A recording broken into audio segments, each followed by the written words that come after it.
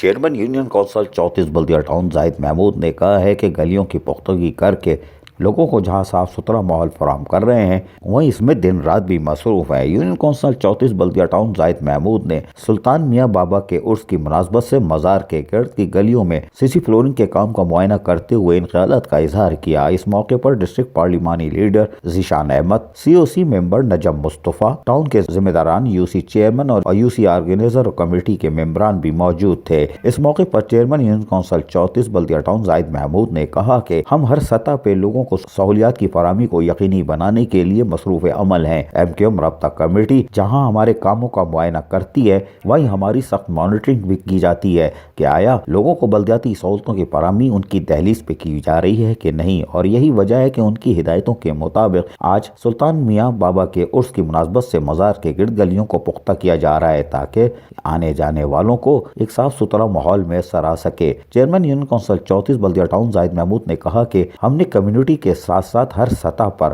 جہاں جہاں بلدیاتی سہولتیں فراہم کی جا سکتی ہیں اس کے مناسب انتظامات کیے، لوگوں سے رابطے میں رہے اور یونین کونسل کے فنڈز کا درست استعمال کر کے آج سرخرو ہیں اور لوگ MQM پاکستان کی کاوشوں کو بھی سراہتے دیکھے جا سکتے ہیں۔ عزیز عارف، KBS بلدیاتی نیوز کراچی۔